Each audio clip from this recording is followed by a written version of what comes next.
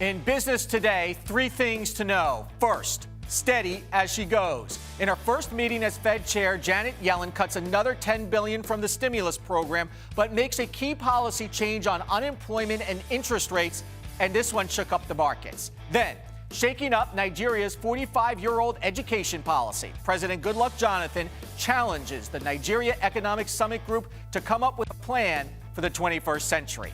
And March Madness and the big money tournament. Everyone from universities to television networks are raking in the money in college basketball's largest spectacle. But the unpaid players may get nothing more than a trip to Texas. The Rise Exchange starts now.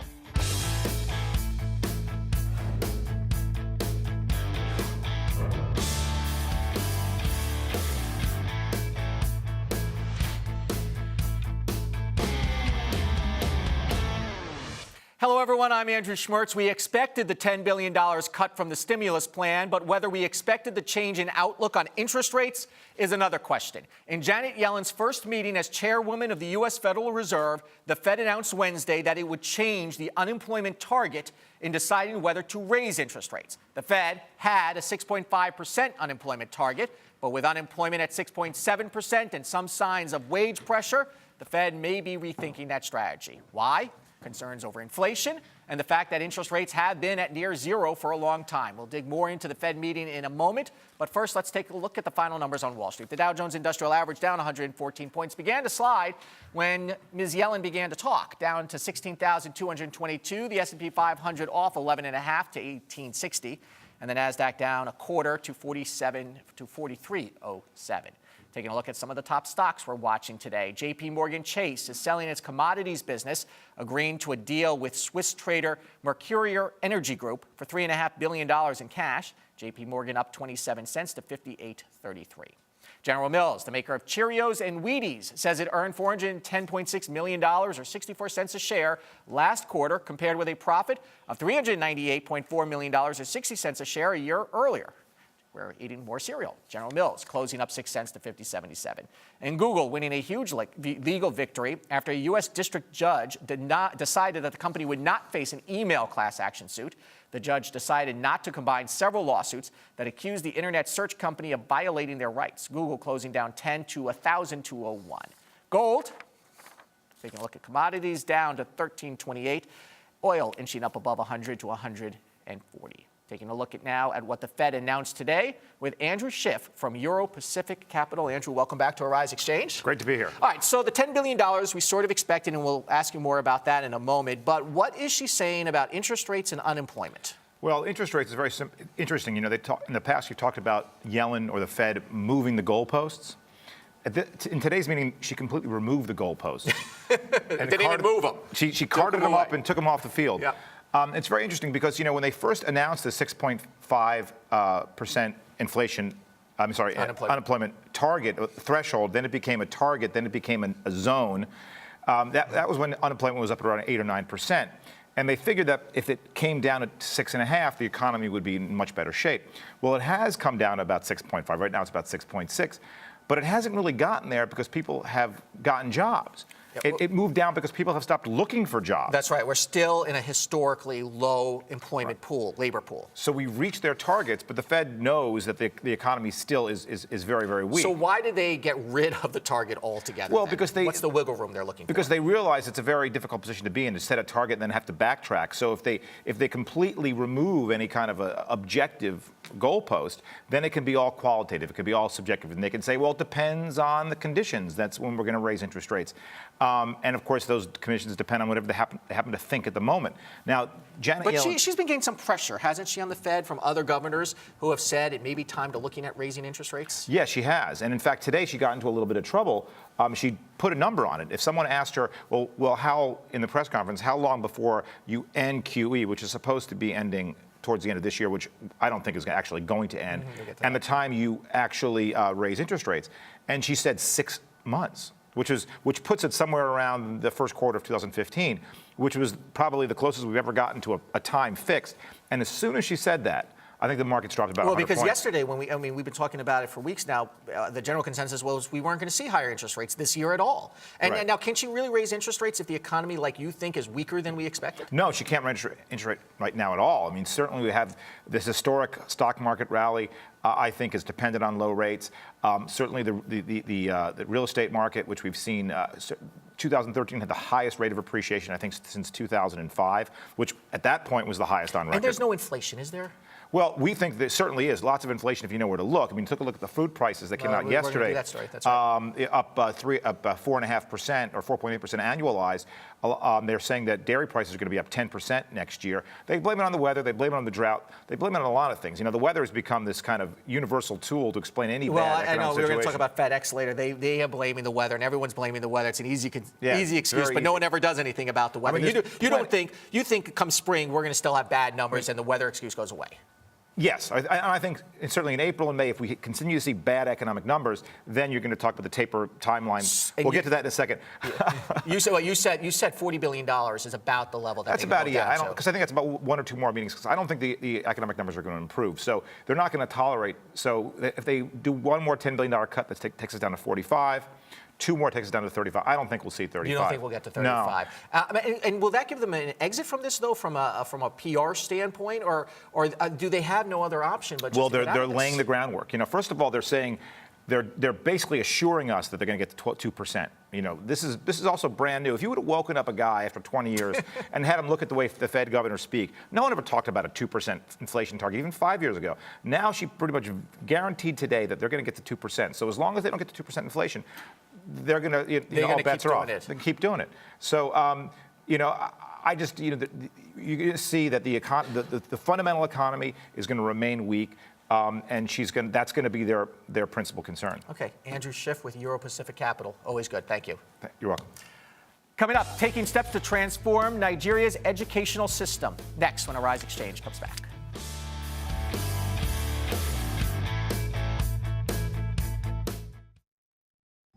Because we live in a global, interconnected world, business news no longer stops when the markets close on Wall Street. And what we've discovered over the past few years of the financial crisis is that events and news that happen even in the smallest countries impact the United States and the world at large. As we bring together experts and analysts and thought leaders and CEOs and companies across many industries to not only provide the macroeconomic view, but news everyday people can use.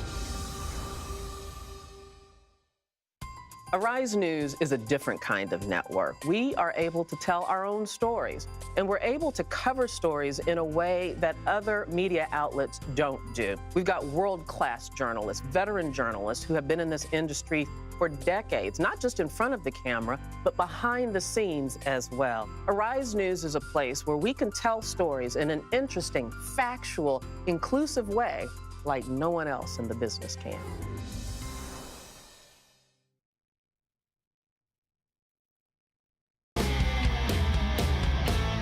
Welcome back to Exchange. Nigerian President Goodluck Jonathan is challenging a conference at the Nigeria Economic Summit Group to rethink the nation's education system for today's world. Arise business correspondent Fumi Omitoju is on the phone with an overview of the conference. Good afternoon, Fumi. Thank you for joining us. I know it's late in Nigeria. Bring us up to date about what this conference is. Okay, we're going to try to get to Fumi in a few minutes. She was on the phone a moment ago. So let's move on and we'll get back to her. Time now to take a look at our business ticker, some of the top stories making news around the world. It is the largest penalty of its kind ever imposed on an auto company.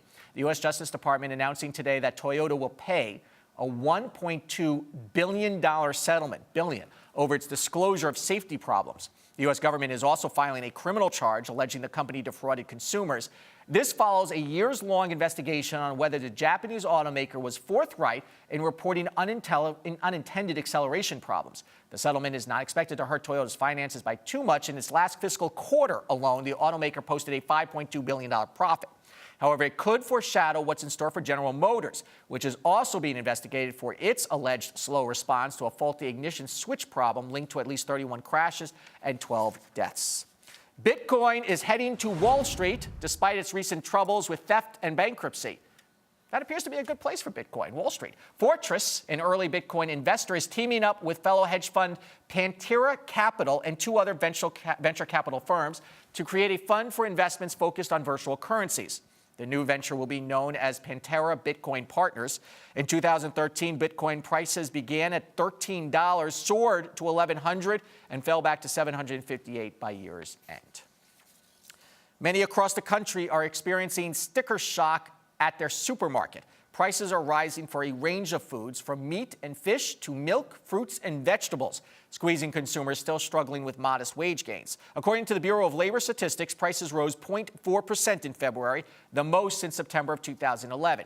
Droughts, unusually cold weather, and rising exports are among the causes of food inflation, which is expected to accelerate this year.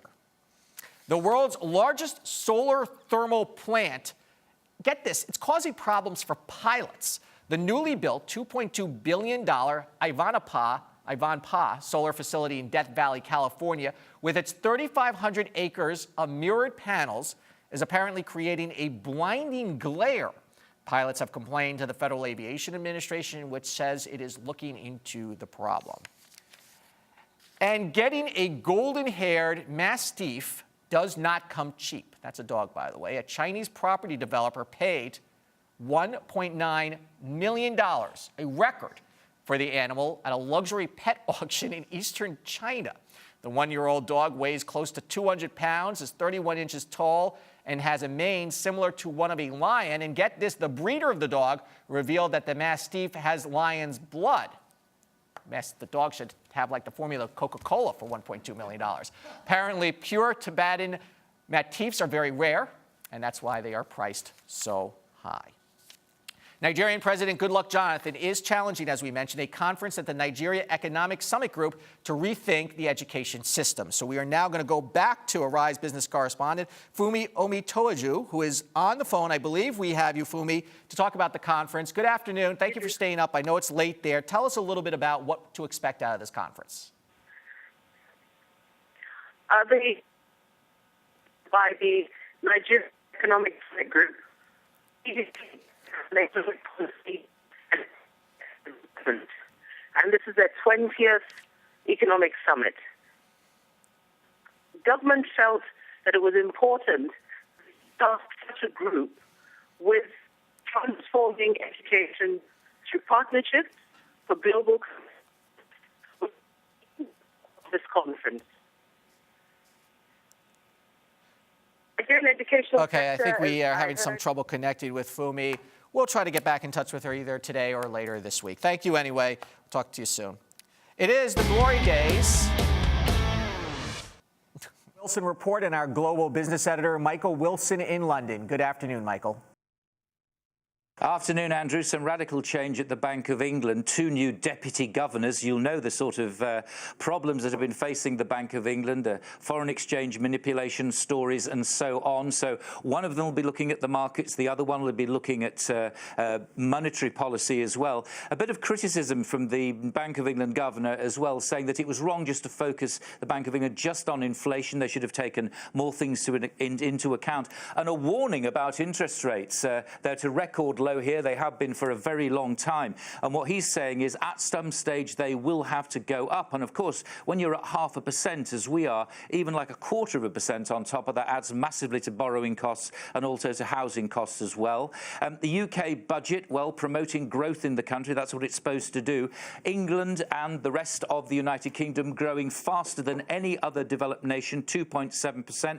That means that sterling is extremely strong. That's all well and good when we go on holiday to the United States or into Europe, but it's bad for exporters, and that's really where we want the recovery to come from in this country. Let me take you straight across to China. Worries there about a soft or hard landing. More companies going into default, this time in the property world, and the worries are that the growth of shadow banking, where a lot of people actually get their credit from because it's difficult from banks, the kind of interest rates being charged there are relatively high. So there's a lot of debt around in China. All bets off really as to what will happen. I think most people think that the government will manipulate things so that it has a soft landing. But that's really, apart from Ukraine, Crimea, Russia and all this, that has been actually worrying the markets today, Andrew. Okay, it's the glory days for college basketball lovers nationwide.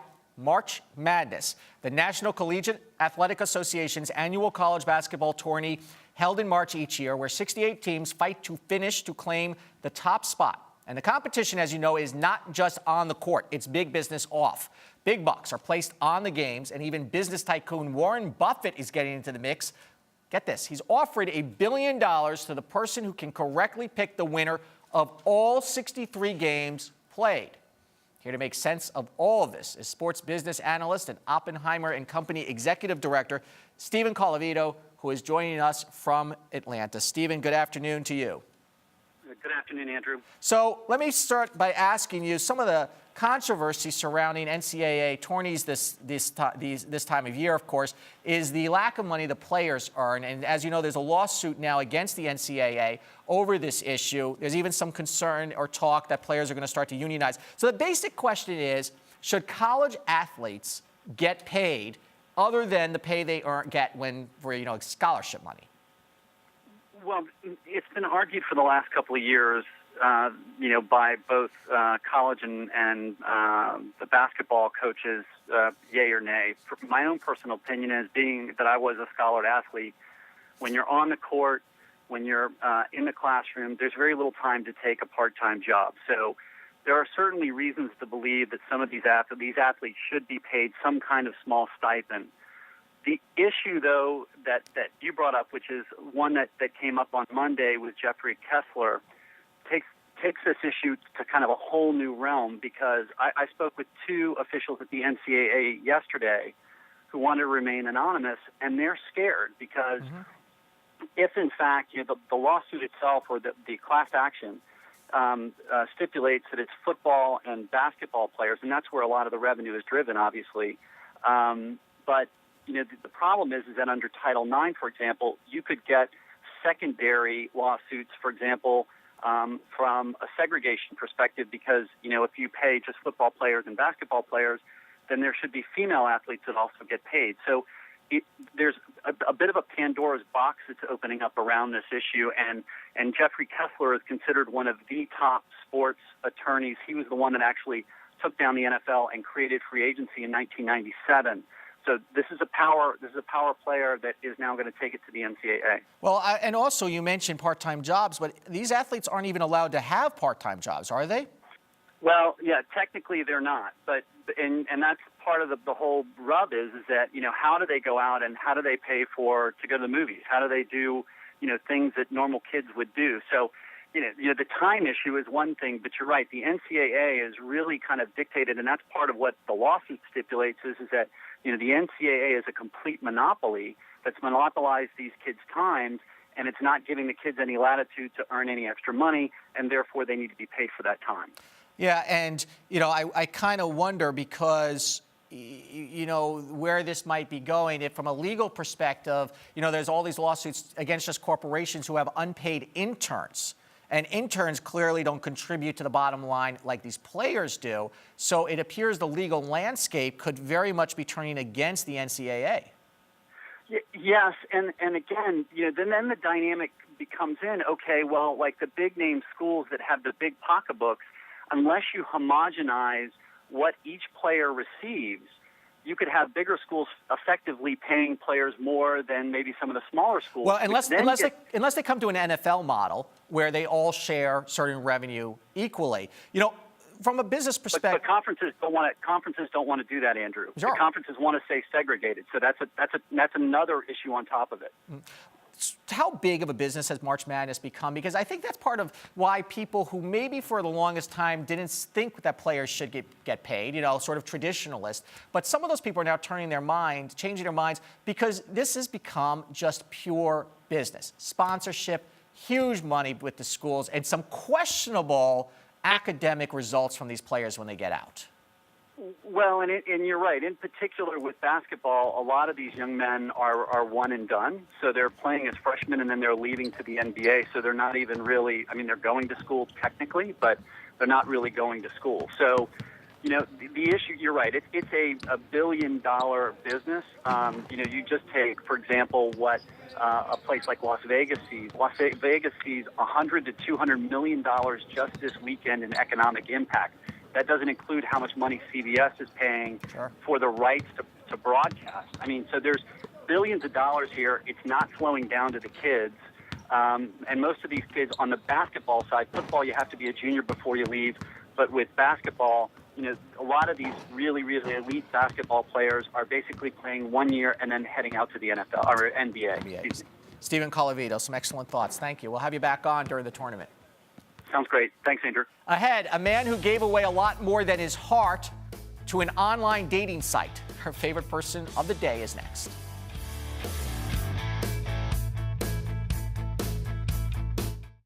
Well, Arise is the only network that really covers comprehensively the African diaspora. It gives people in other parts of the world of color a chance to know about people here in the United States, us to know about them, and the world to know about us.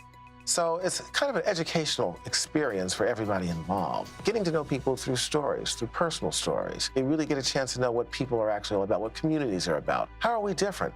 But more importantly, what commonalities we all share.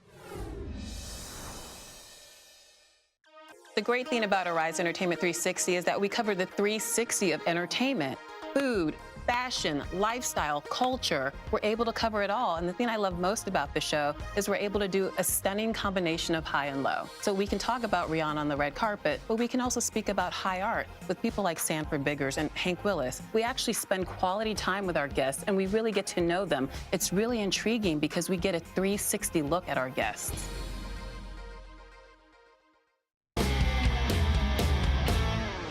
Time now for our favorite person of the day, when we pick one person who grabbed our attention and not for the right reasons. Today, that person is Michael Picciano, who managed to give away more than $70,000 to a man he met on the dating website OkCupid.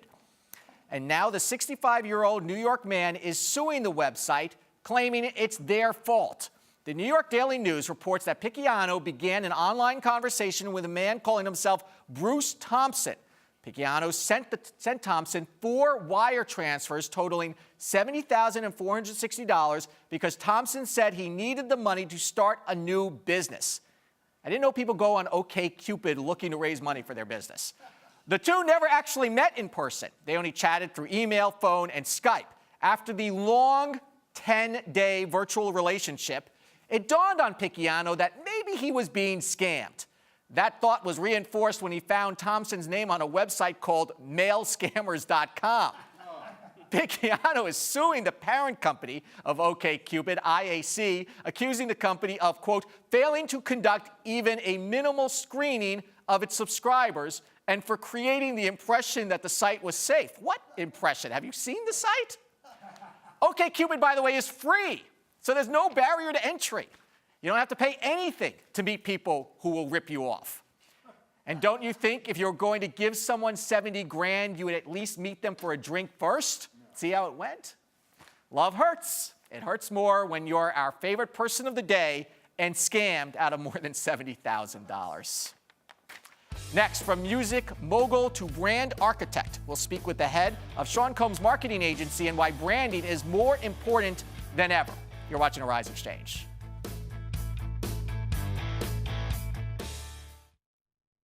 Arise serves underserved communities by bringing them news, information, sports, and entertainment from places that are becoming part of the world economy, that are becoming a part of the world voice, and decisions that are affecting things in the world that people care about. They care about the economy. They care about safety and security. And if you come to Arise and you watch our broadcast, these are the things we're going to bring to you every day, 24 hours a day.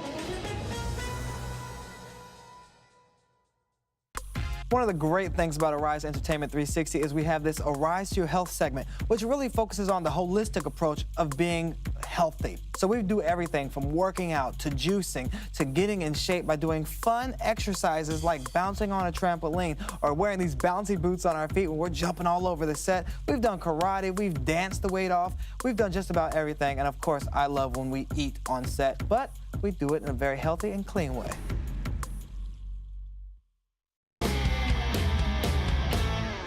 The power of brand. No one embodies this more than mogul Sean Diddy Combs. He went from revolutionizing the music industry in the 1990s to launching a successful clothing line and lending his name for product endorsements.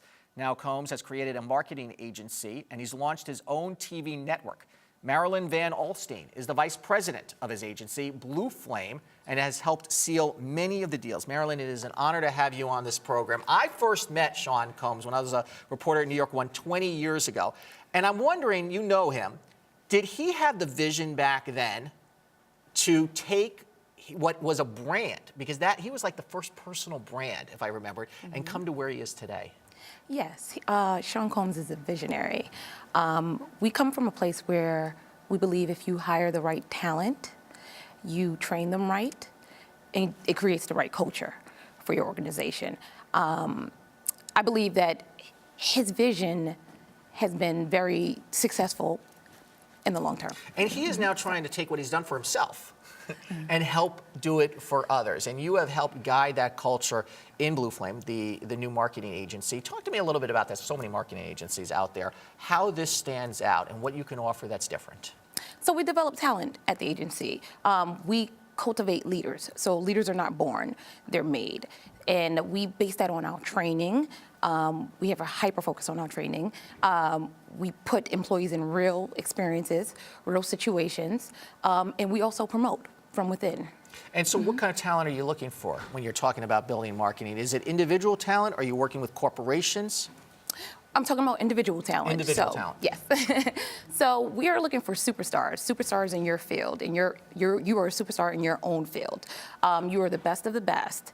You believe in our vision. You believe in what Sean Combs has created, the legacy that he's created for himself in the company.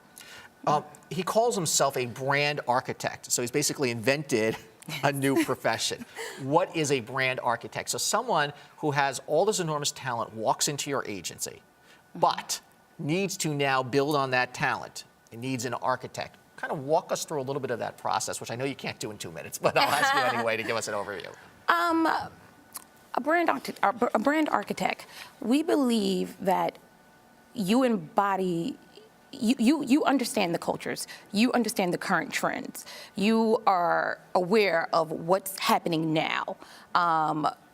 You develop these. I'm sorry. No, that's you're doing great. I'm you're so doing sorry. We don't eat our guests here, so there's really no risk here. You're doing fine, by the way. But we believe that as a brand architect, you are well aware of the cultures and trends of what's happening now. It's interesting you mentioned the word culture, because I have come back to this to executives of companies. Isn't that so important today, the culture you give off to your employees? And I guess Sean Combs is creating a culture to foster entrepreneurship. Yes. I started off myself as an intern over 15 years ago, and I've risen through the ranks, and now I'm a vice president. He started off as an intern, and now he's created this massive media empire.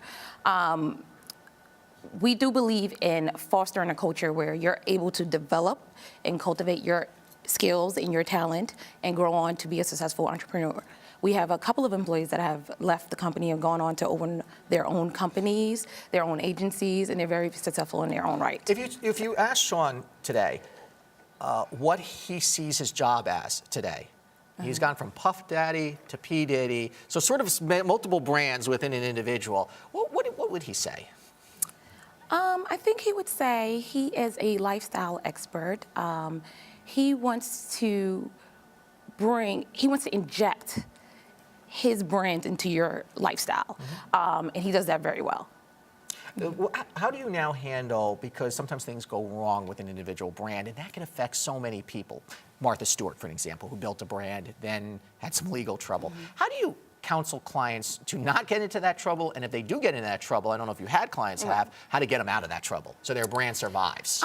We believe in confronting the mistake, owning up to it, admitting for your mistake, and then moving on.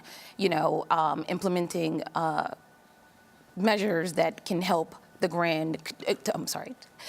Implementing measures that can help protect the brand and yourself. Brand to continue to grow. And you tell these people that you have a responsibility now just to yourself, but all of the people you employ. Yes, we do. Okay. We do. Marilyn Van Alstine, thank you so much. You did terrific. Thank you. It's an incredible business. He's an incredible story, and we're glad to have you here. And bring him along next time, too. Okay, thank you. All right. Coming up on This Week on Xchange, the business behind initial public offerings, how IPOs can make or break a company. Let's take a look at the final numbers for the markets today. Janet Yellen spoke, and the markets went down, all because of the possible specter of interest rates maybe sometime in the future. Dow Jones Industrial Average down triple digits. The S&P 500 and NASDAQ down as well. I'm Andrew Schmertz. Thanks for watching Arise Exchange.